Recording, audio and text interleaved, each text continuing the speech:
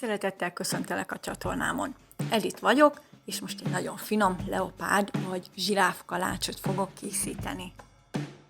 Alapból nagyon szeretem a kalácsokat, ha pedig a finomsága mellett még mutatós is, annak még jobban örülök. Remélem neked is tetszeni fog, és kedvet kapsz az elkészítéséhez. Ha tetszik a videó, kérlek lájkold. Ha többi receptemre is kíváncsi vagy, iratkozz fel a csatornámra. Köszönöm! 2,5 deci tejet egy picit megmelegítettem, hozzáadtam egy kevés cukrot, majd belemorzsoltam 25 g friss élesztőt, helyette 7 g száraz élesztőt is lehet használni. Majd félretettem pár percre, hogy az élesztő felfusson benne. Kimértem 50 dekagram lisztet, amihez hozzáadtam egy kevés sót. Majd 5 dekagram margarint, amit egy kicsit szétmorzsoltam benne, hogy a liszt szemcséig körbevegyék a zsiradékot.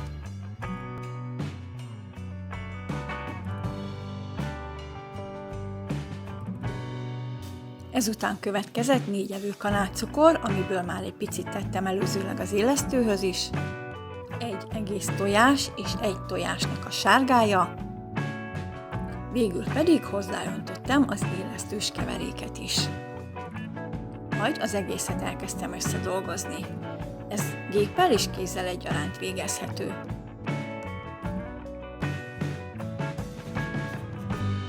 Ha ragacsosnak találjuk, adhatunk még hozzá egy kevés lisztet.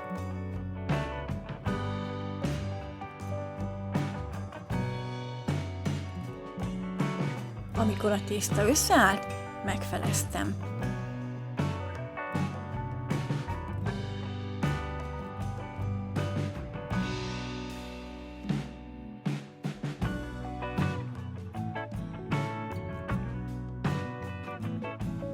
Egyik felét félretettem, a másik felét pedig szintén ketté osztottam.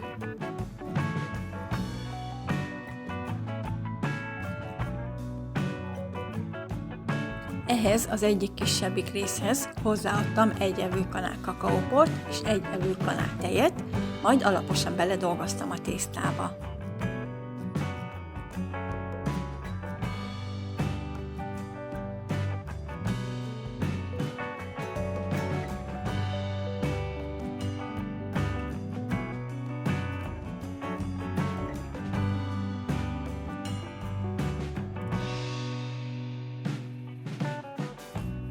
A másik kisebbik tészta adaghoz 2 evőkanál kakaóport és 2 evőkanál tejet gyúrtam.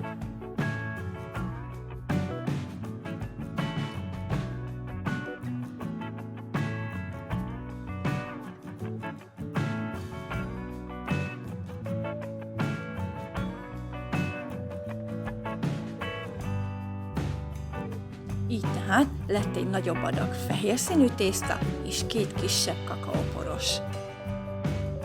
Letakartam őket, meleg helyre tettem, és 50-60 percig kelesztettem. Kelesztés után a kicsit világosabb színű kakaós tésztát 8 részre osztottam.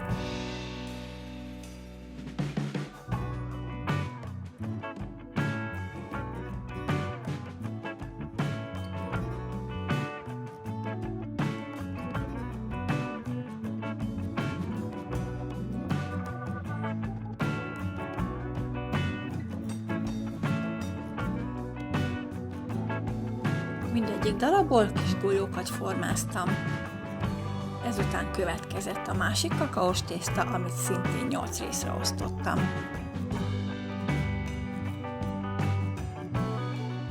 A világosabb barna tésztából rudakat sodortam. A rúd hossza akkora legyen, mint a sütőforma mérete, amiben majd sütni tervezzük.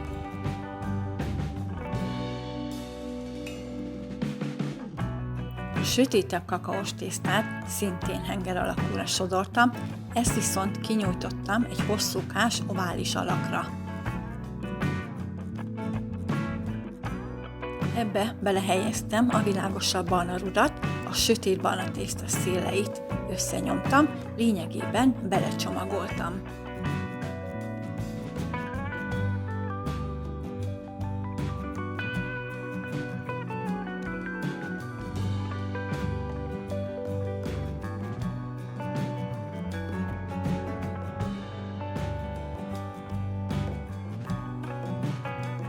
Ugyanígy jártam el mindegyik gombóccal, tehát a világosabb barna rudat belecsomagoltam a sötét barna tésztába.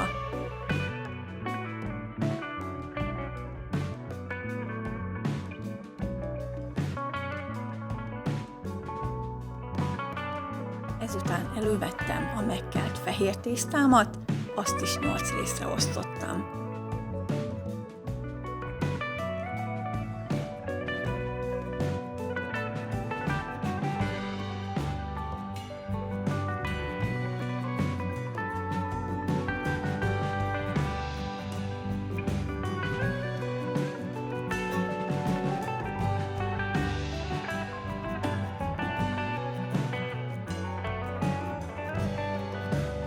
Azt is kinyújtottam hosszúkás ovális alakúra, ugyanolyan hosszúra, amilyen hosszú a sütőforma, majd belecsomagoltam a már előzőleg elkészített kakaós tésztarudakat.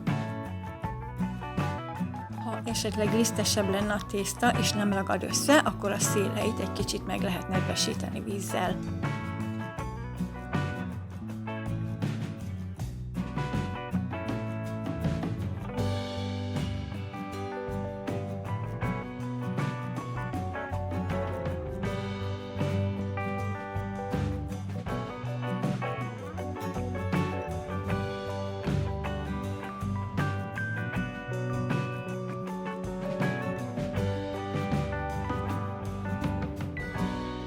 A sütőformát kibéleltem sütőpapírral, de az is tökéletesen megfelel, ha kivajazzuk és kilisztezzük, és ebbe helyeztem bele az így elkészített rudakat.